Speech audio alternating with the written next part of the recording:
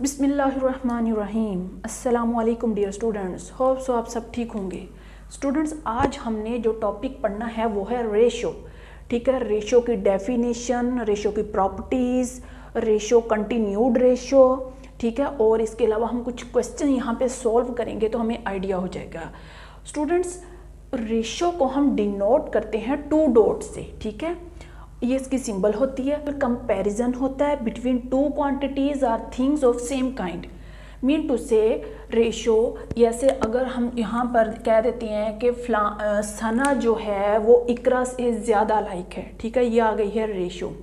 Ratio को हम 3 forms में लिख सकते हैं। जैसे अगर मैं लिख दूँ, ठीक है, 4:5, ठीक है, इस तरह लिख दूँ। आगे मैं लिख सकती हूँ उसको रेशो में 4:5, फ्रैक्शन फॉर्म में 4/5। ठीक है, इस तरह इसकी 3 फॉर्म्स होती हैं। अब क्या 2 क्वांटिटी के लिए होती है तो हम लिखते हैं, ठीक है, x/y। ठीक है, इसको क्या बोलते हैं, the ratio of x to y। ठीक है, अगर हमारे पास 3 क्वांटिटीज में रेशो है तो हम इसको लिखते हैं x/y/z। डिसिडेंट बोलते हैं, इसको कॉन्सिक्वेंट बोलते हैं। अगर यही चीज़ मैं इस तरह लिखती हूँ 4/5, ठीक है, इसको क्या बोलते हैं, न्यूमिरेटर।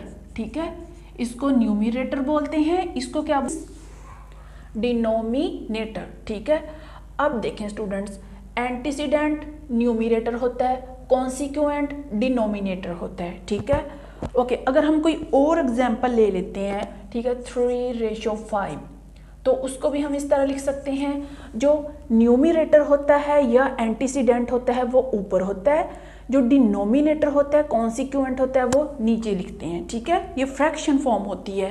रेशो जो है यूनिटलेस क्यों होता है, मीन टू से इसका कोई यूनिट क्यों नहीं होता, क्योंकि ये कंपैरिजन होता है 2 थिंग्स के दरमियान। ठीक है, 2 सेम थिंग्स के दरमियान। It is just a number which indicate how many times one quantity is greater than the other.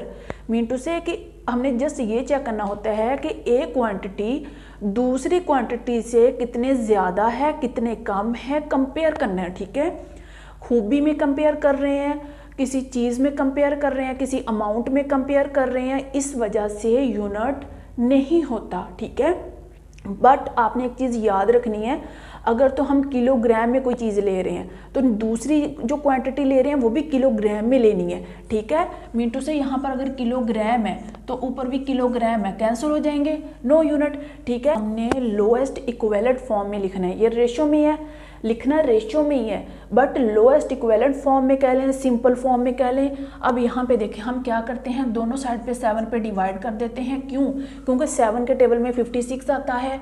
ठीक है, हम इसको 7 पे डिवाइड कर देते हैं, यहाँ पे 1 आ जाएगी, 7 8 56। अब ये क्या है, सिंपलेस्ट फॉर्म है, लोएस्ट इक्विवेलेंट फॉर्म है इसकी।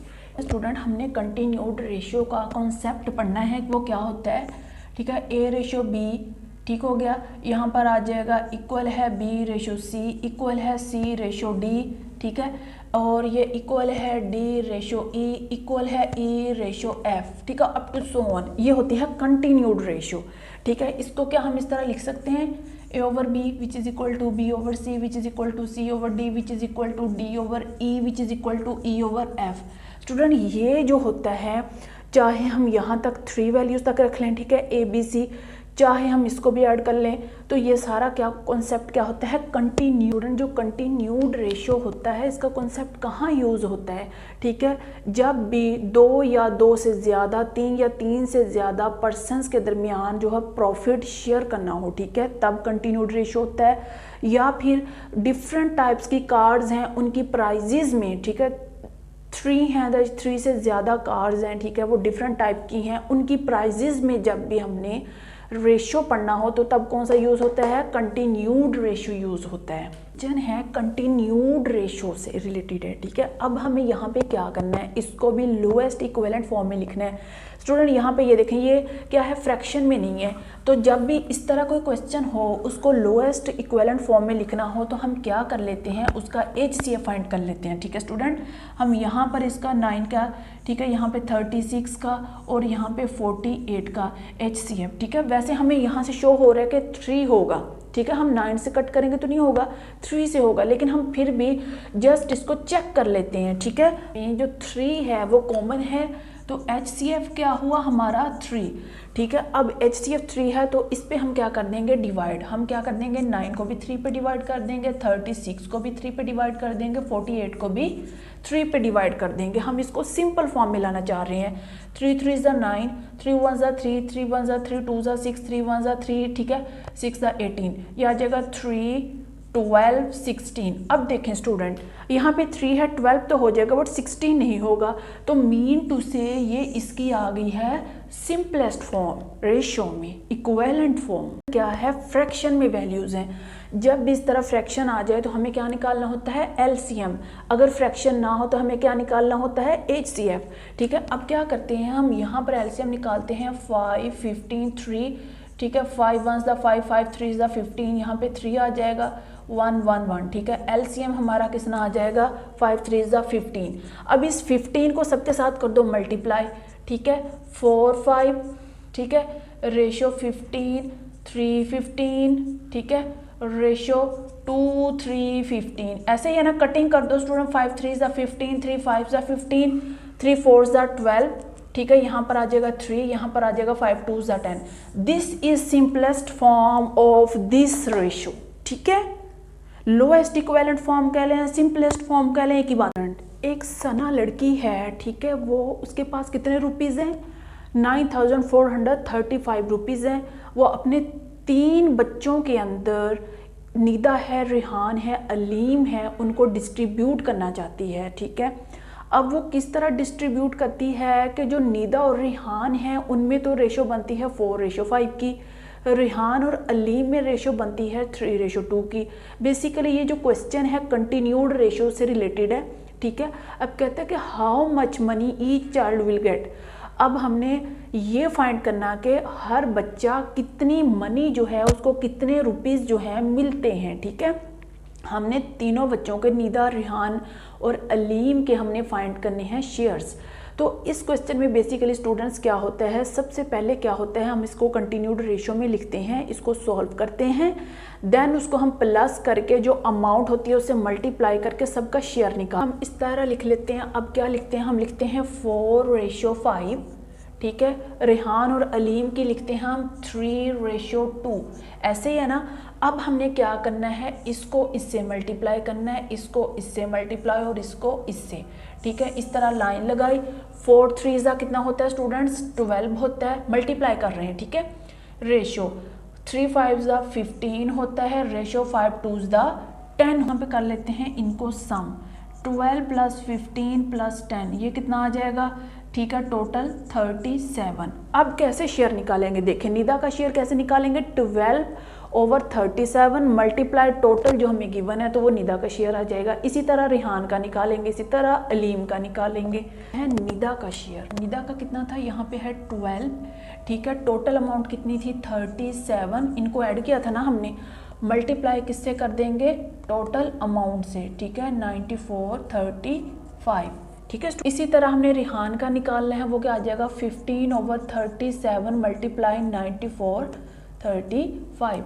अलीम का निकालेंगे, यहाँ पे आ जाएगा 10/37 मल्टीप्लाई 94 35। जस्ट क्या करना है, आप यहाँ पे सिंपल करें, इसको जो है डिवाइडेंट बना लें, इस पर डिवाइड कर दें, देन जो आंसर आएगा उसको कर दें मल्टीप्लाई।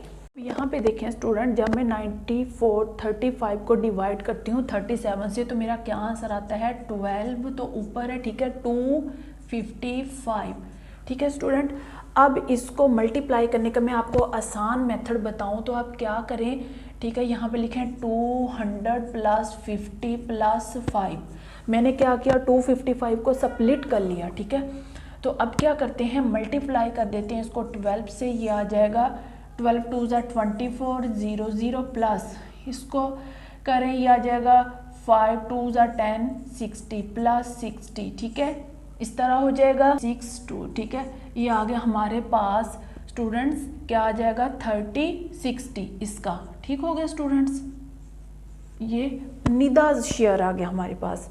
अब क्या करते हैं, हम कर लेते हैं इसको भी डिवाइड, हमारे पास आ जाएगा 15 × 255। अब देखें स्टूडेंट्स, हम क्या करेंगे, 200 + 50 + 5 ऐसे स्प्लिट कर लेना, तो मल्टीप्लाई करना बड़ी अमाउंट को ईजी हो जाता है। कर रहे हैं 15 से, 15 2 ज़ा 30, ठीक है, 20, ये 15 5 ज़ा 75 होता है, ठीक है, और प्लस 75, ठीक है। तो ये हमारे पास क्या आ जाएगा 5, ठीक है, इसको प्लस करो 12, इसको 8, ये आ जाएगा हमारे पास 3, ये आ गया रिहान्स शेयर। 10 को मल्टीप्लाई करो 255 से तो 0 लगा दो साथ, बस ये इसका आ गया अलीम्स शेयर। देखें स्टूडेंट, हमने जस्ट फाइंड करना था कि निदा, रिहान, अलीम के शेयर क्या हैं। अगर आपको होता है, डाउट होता है कि आपका आंसर ठीक है या नहीं ठीक, आप इसको चेक कर सकते हैं। चेक करने का क्या तरीका है, इसको और इसको प्लस कर दो। अगर आपका ये वाला आंसर आ जाता है तो इट मीन्स आपका आंसर ठीक है, ठीक है। तो आप इसको चेक करके बताओ मुझे, प्लस कर दें स्टूडेंट्स, ठीक है। हम इसको चेक कर लेते हैं, 2550 और ये आ जाएगा 3825, ये आ जाएगा 3060, ठीक है, 5 यहाँ पे 8 और 5 13 होता है, 13 और 14 यहाँ पे आ जाएगा, और ये आ जाएगा 6, और ये जी हमारे पास एक ऐड कर दो 9। तो ये हमारा फुल आंसर आ चुका है स्टूडेंट्स, कंफर्म भी हो गया है। होप सो स्टूडेंट्स आपको रेशो का कॉन्सेप्ट समझ आ चुका होगा। वीडियो अच्छी लगती है तो लाइक करें, चैनल पे न्यू है तो सब्सक्राइब कर लें। नेक्स्ट वीडियो में मिलते हैं। अल्लाह हाफिज़।